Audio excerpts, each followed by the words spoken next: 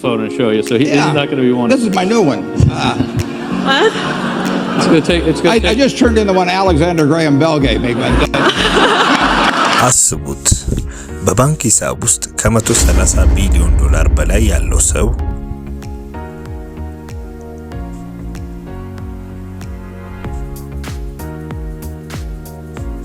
ነገር ግን ይህ ሰው ለቁርስ የሚያወጣው ከ3 ዶላር አይበልጥም።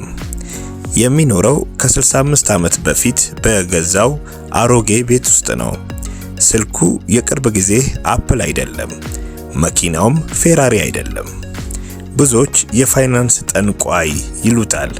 ዓለም በኢኮኖሚ ቀውስ ስትናወጥ፣ ታላላቅ ባንኮች ሲፈርሱ፣ ሁሉም ሰው በፍርሃት ሲንቀጠቀጥ፣ እሱ ግን በተረጋጋ መንፈስ ኮካኮላውን እየጠጣ ገንዘቡን ያትማል።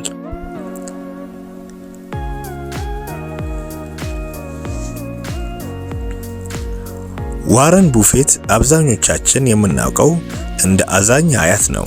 ነገር ግን ከዚህ ፈገግታ በስተጀርባ ገና በወጣትነቱ ዓለምን ለማሸነፍ የወሰነ፣ ለስኬት ሲል ጎረቤቶቹን ሳይቀር ያሳመነና በአሁኑ ሰዓት የምንጠቀምባቸውን ግዙፍ ኩባንያዎች በሙሉ በራሱ ቁጥጥር ስር ያደረገ ብልህ አእምሮ አለ። በዛሬው ቪዲዮ ዋረን ቡፌት እንዴት ከዜሮ ተነስቶ ዓለምን እንደገዛ፣ ወጣቶች ከሱ ሊማሩት የሚገባቸውን የሀብት ቀመርና በኪሱ የያዛቸውን ዓለም አቀፍ ኩባንያዎች በዝርዝር እንመለከታለን። ይህ ታሪክ የአስተሳሰብ አድማሳችሁን ካልለወጠው ሌላ የሚቀይራችሁ ታሪክ አይኖርም።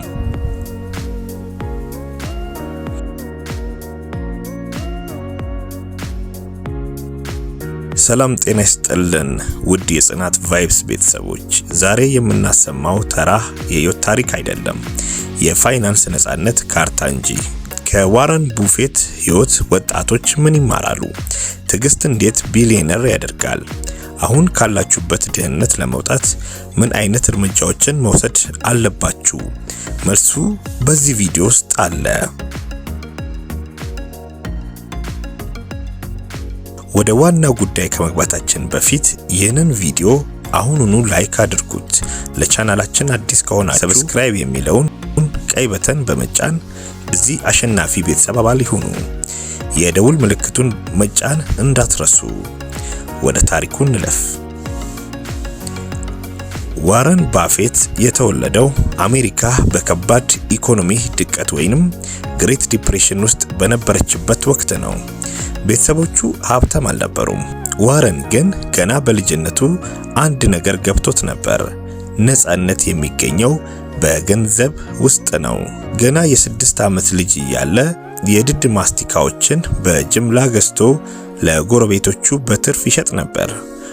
ጓደኞቹ በሰፈር ሲጫወቱ እሱ ኮካኮላን በ25 ሳንቲም ገዝቶ እያንዳንዱን ጠርሙስ 5 ሳንቲም ትርፍ ይሸጥ ነበር። ነገር ግን ለወጣቶች ትልቅ ትምህርት የሚሆነው የሁለተኛ ደረጃ ተማሪ ያለ የሰራው ስራ ነው። ዋረን እና ጓደኞቹ 25 ዶላር አጠራቀሙ። በዚህ ገንዘብ አንድ የአሮጌ የፒንቦል ጨዋታ ማሽን ገዙ። ማሽኑን ወስደው ሰዎች በብዛት ወደሚቆረጡበት የፀጉር ቤት ውስጥ አስቀመጡት። ፀጉር ቤቱ ለደንበኞቹ መዝናኛ አገኘ። ዋረን ደግሞ ሳንቲም የሚያመርት ማሽን አገኘ ማለት ነው።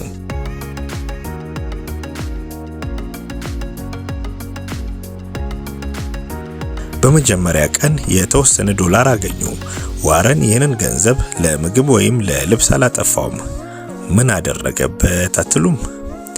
ተመልሶ ሌላ ተጨማሪ ማሽን ገዛበት። በጥቂት ወራት ውስጥ ዋረን የከተማውን ፀጉር ቤቶች በሙሉ በጨዋታ ማሽኖች ሞላቸው።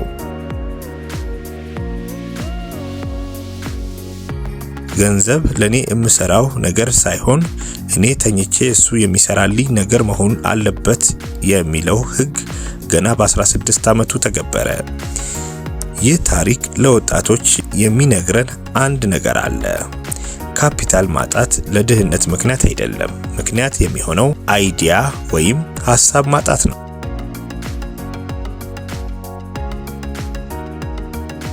ትምህርቱን ከጨረሰ በኋላ ዋረን ወደ እሙሃ ተመለሰ። በኪሱ ብዙ ገንዘብ አልነበረውም፣ ነገር ግን በራሱ ላይ ያለው እምነት ከሰማይ በላይ ነበር። የራሱን ኢንቨስትመንት ኩባንያ ማቋቋም ፈለገ፣ ግን ካፒታል ከየት ይምጣ? እዚህ ላይ ነው ዋረን ባፌት አስደናቂው የማሰብን ጥበብ የሚያሳየው። ዋረን ምንም ሳያፍር የጎረቤት በር ማንኳኳት ጀመረ። ለቤተሰብ ወዳጆች፣ ለጎረቤቶቹ እና ለሚያውቋቸው ዶክተሮች ስብሰባ ጠራ። በወቅቱ ዋረን ገና የ25 ዓመት ወጣት ነው። ፊቱ ላይ ግን የብስለት ምልክት ይነበባል። ለተሰበሰቡት ሰዎች እንዲህ አላቸው፣ ገንዘባችሁን ባንክ ብታስቀምጡት ወለዱ ትንሽ ነው። ለኔ ስጡኝ፣ እኔ እንደ ራሴ ገንዘብ አድርጌ እጠብቀዋለሁ፣ አባዚቼም እመልስላችኋለሁ። አብዛኞቹ ሰዎች በአንዲት ትንሽ ክፍል ውስጥ ለሚኖር ወጣት ገንዘባቸውን መስጠት አልፈለጉም ነበር። ነገር ግን ጥቂት ጎረቤቶች የዋረንን አይን ሲመለከቱ ቅንነትና ብልሃትነት ታያቸው። በድምሩ $150,000 ሰበሰበ። ከዚህ ውስጥ የራሱ ገንዘብ $100 ብቻ ነበር። የተቀረው የሰዎቹ ብድር ነው። አያችሁ፣ ወጣቶች ዛሬ ገንዘብ የለኝም ይላሉ። ዋረን ግን እምነት ካለ ገንዘብ ራሱ ወደ አንተ ይመጣል ብሎ አሳየን። እነዚያ በዋረን አምነው ገንዘባቸውን የሰጡ ጎረቤቶች ዛሬ ላይ ሁሉም በሚሊዮን የሚቆጠር ዶላር ባለቤት ናቸው።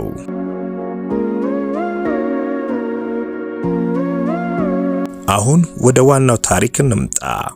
ዋረን ባፌት እንዴት የዓለም ባለጸጋ ሆነ? ይህ ታሪክ የሚጀምረው በስህተት ነው። አዎ በስህተት። ዋረን ቤርክሻየር ሃትዌይ የተባለ የጨርቃጨርቅ ፋብሪካ ላይ ኢንቨስት አደረገ። ዓላማው ኩባንያው ሲለወጥ ሽጦ ለመውጣት ነበር። ነገር ግን ኩባንያው ስራ አስኪያጅ ዋረንን ለማጭበርበር ሞከረ። በዚህ የተናደደው ዋረን ባፌት የልጅነት ቁጣው መጣበት። ኩባንያውን ሙሉ በሙሉ ገዛው እና ስራ አስኪያጁን አባረረው። ነገር ግን ጨርቃጨርቅ ስራው አክሳሪ ነበር። ዋረን ኪሳራውን ተቀበለ፣ ግን ተስፋ አልቆረጠም። ይህንን እየሞተ ያለ ኩባንያ ወደ ኢንቨስትመንት ኩባንያ ቀየረው። የጨርቃጨርቅ ማሽኖቹን ሽጦ በገንዘብ ኢንሹራንስ ኩባንያዎችን ገዛ። ከኢንሹራንስ የሚገኘውን ገንዘብ ፍሰት ወይንም ካሽ ፍሎ በመጠቀም አስራፊ የሆኑ ሌሎች ቢዝነሶችን መጠቅለል ጀመረ። ያ በስህተት የተገዛው ኩባንያ ዛሬ ዓለም ላይ ካሉ እጅግ ውድ ኩባንያዎች አንዱ ነው። የአንድ አክሲዮን ዋጋ ብቻ $500,000 በላይ ነው። ብዙ ሰዎች ዋረን ባፌት ምን እንደሚሰራ በትክክል አያውቁም። እሱ ሱቅ የለውም፣ ፋብሪካ የለውም፣ ምርት አያመርትም። እሱ የሚሰራው ቢዝነሶችን መግዛት ነው። እስቲ አሁን በእጁ የያዛቸውን እና እኛ በየቀኑ የምንጠቀምባቸውን ኩባንያዎች እንመልከት።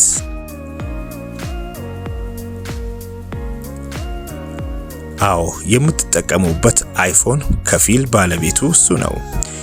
የዋረን ባፌት ኩባንያ በአፕል ውስጥ ወደ $150 ቢሊዮን የሚጠጋ ድርሻ አለው። ሁለተኛው ባንክ ኦፍ አሜሪካ በአሜሪካ ትልቁ ባንክ ውስጥ ግዙፍ ድርሻ አለው።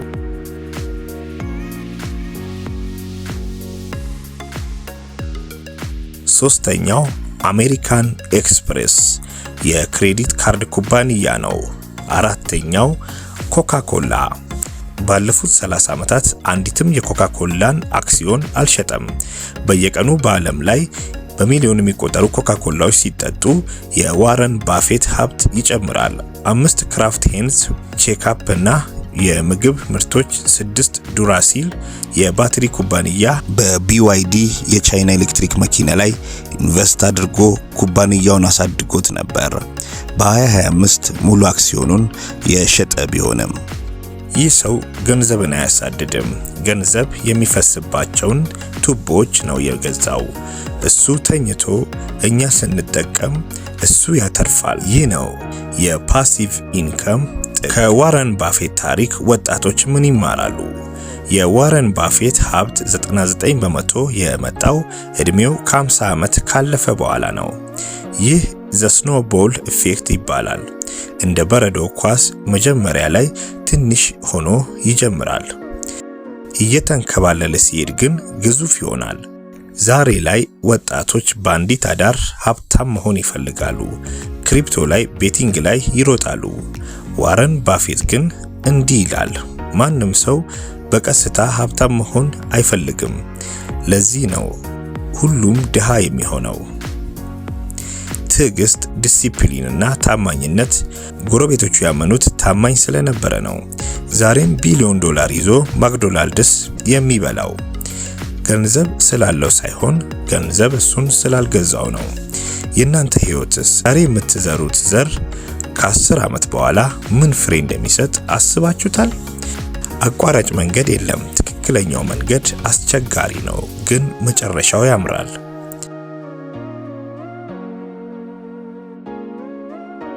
በመጨረሻም ዋረን ባፌት ለዓለም ያስተማረው አንድ ትልቅ ሚስጥር አለ።